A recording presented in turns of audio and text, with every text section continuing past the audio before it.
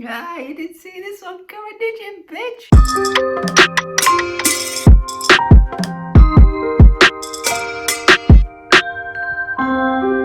Jon Hopkins, worst to best.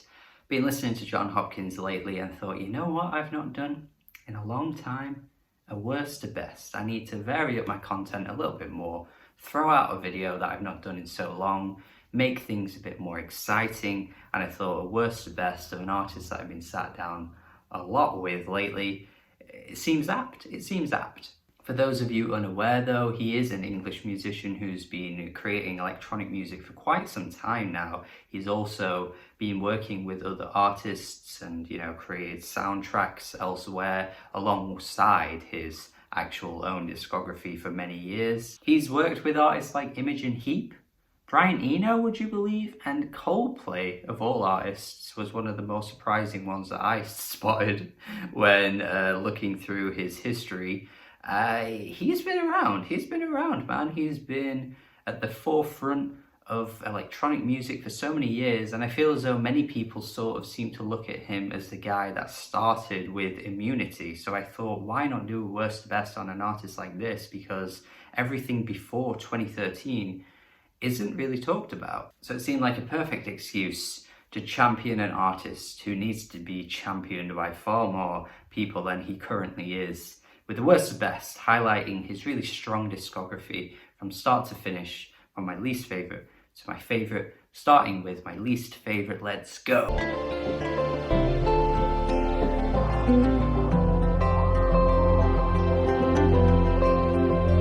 Jon Hopkins' debut album isn't quite as imaginative or as adventurous as what he went on to do, but I still think for a debut it's actually really quite solid. It plays with a lot of new age, really simple ambient ideas that I don't think are particularly out of the ordinary or completely original for its sound, but I think it works for what it is. I think it makes for a really nice listen. There's always been something intergalactic about what Jon Hopkins does, if that makes sense. Everything feels like it's coming from another world, from this outer space, completely new realm that you can't really imagine or even put your finger on because it's something that feels like it doesn't exist. And I feel like that isn't quite captured on this debut album here, Opalescent. I think I prefer to treat it as more of like a peaceful album. Think of the more ambient moments on some of his later albums, and that's what this album really does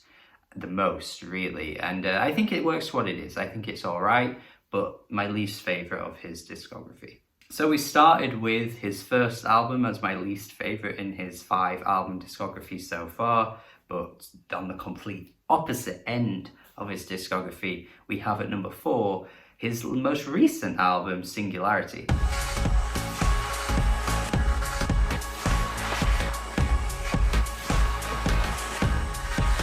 If you guys have been watching me for that long, because I have been doing this channel for quite a few years now, you may remember in 2018 I raved the house down over Singularity when it first dropped.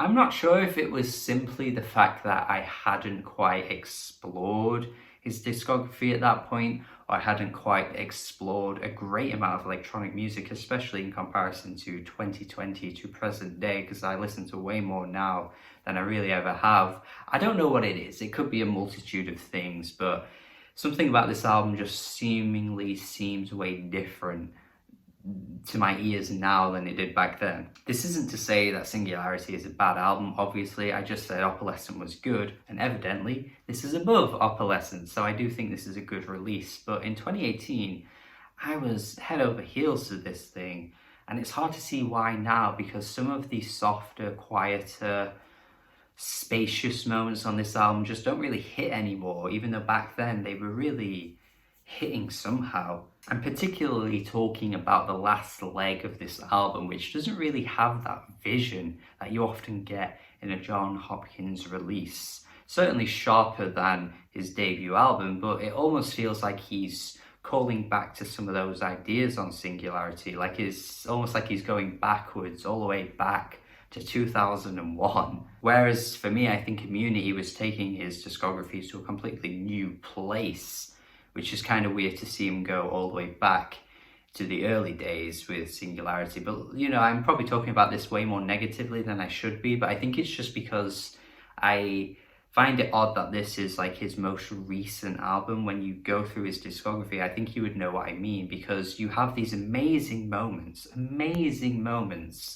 like Emerald Rush, which is nothing like he's really ever done. Like, that one track is just a completely new world of ideas that I don't think he's really ever come close to touching in his entire discography. And yet the rest of the album, you could argue, isn't really anything like that. The opening track is great too, everything connected, all stellar moments, but that stellar, amazing vision that's captured on these tracks isn't repeated throughout the album. So it's safe to say that my review hasn't quite aged as well for that release, but I do think it's a good album overall. Just pretty underwhelming when you think of what it could have been. Like, it's one of those albums where you sort of see something where it like could be going, but it just never makes it there, and it's a shame.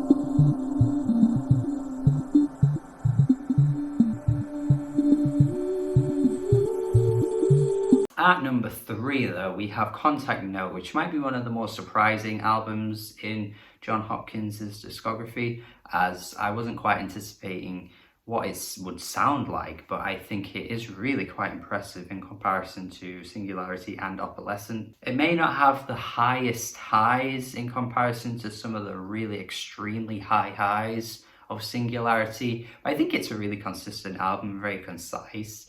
The thing that holds this album back is that some of the more ambient, softer moments sound a bit dated. I can't really explain what I mean by that, but something about it sounds very 2000s, and I can't really shake it away. I guess it may be some kind of like technological advancement type thing. I mean, we have come quite a long way since the 2000s, even though the 2000s isn't even that long ago. But we can't exactly ignore the fact that today, what we can do, especially with electronic music, is so much different and so much crazier really than what we could have done like 10-15 years ago. That being said though, I'm really impressed by this album. Like, I find so many great moments on it. I think some of the more upbeat tracks definitely capture a little bit more of my excitement for what I want to hear from Jon Hopkins, way more than some of the softer moments, but even still, I think it's third in his discography for a reason. I think it is actually really quite good. I suppose there isn't a great amount to say about that one, to be honest, but number 2, there is probably a lot more to say about it, and probably a lot more explaining to do than you may imagine.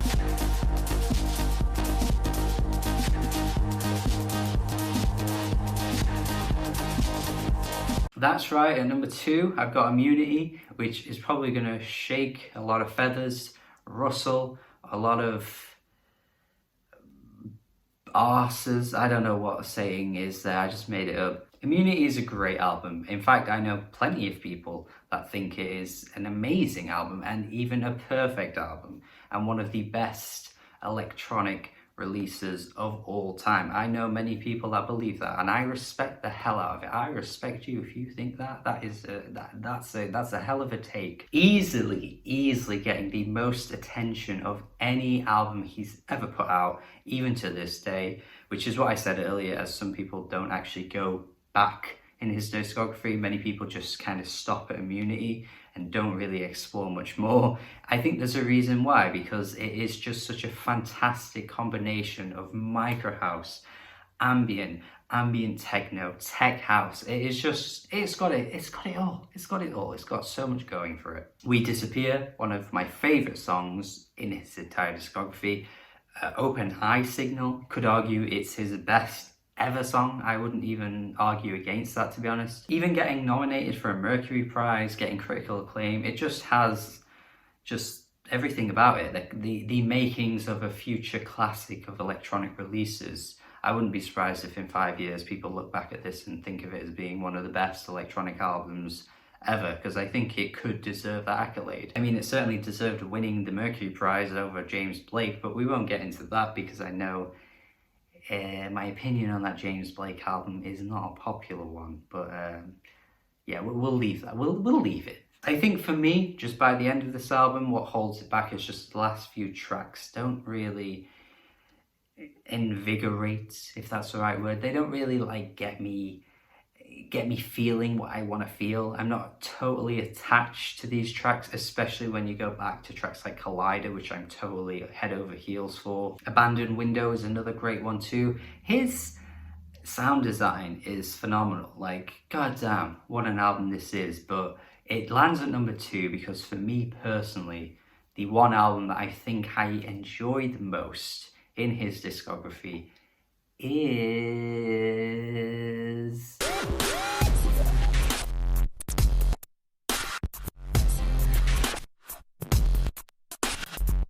Yes, that is correct. Insides is my number 1 on the entire Jon Hopkins music discography thing. This is certainly one of those examples of where it's a personal preference thing, because I think the combination of ambient and the techno and all of the other things that this album has going for it is just the most concise of his entire discography, in my opinion. The ambient tracks suck me in, like in ways that I don't think many of his other albums do. I've already talked about how his first album is pretty, but it's not really all that exciting. I mentioned how Singularity has those softer moments that really feel quite empty, whereas this album just has those moments, and yet he manages to turn them into really beautiful moments with his use of piano. The song Light Through the Veins is stunning, absolutely stunning. Might be the most gorgeous and prettiest song I've ever heard in his discography. This track just absolutely hits. What a stunner this one is. And you've got the more buzzier electronic moments like Vessel and Colour Eye, which I find to be really exciting. This album just seems to have a great amount of variety to it, but it seems just so concise. Like from start to finish, all of the different combination of sounds just work so well together, and it all just flows extremely well, even by the final few tracks, which are definitely the most intimate moments on the album. Even they really impact me quite well. So while it's a bit of a shock to not see Immunity at number 1, if you're especially a big fan of Jon Hopkins and if you love that album, I think I've explained myself well. I think it doesn't matter really either way, because they're very close albums. You could really swap both and it wouldn't really matter. But I just wanted to say that my favourite album of Jon Hopkins is Insides, and that is the worst to best. That is my worst to best of his discography. I hope you enjoyed it. Thank you for watching my video. Hopefully you enjoyed it. Hopefully you understood my perspective. Hopefully you learned a little bit more about his discography that you hadn't known before. And if you haven't checked these albums out, I'd like to think you're going to go on to check them out after this video. So thank you for watching my video here. Of course, I have to prompt you to tell me your ranking of his discography in the comments. That would be great. Thank you for watching this video. Let me know your thoughts. Have a good day and goodbye.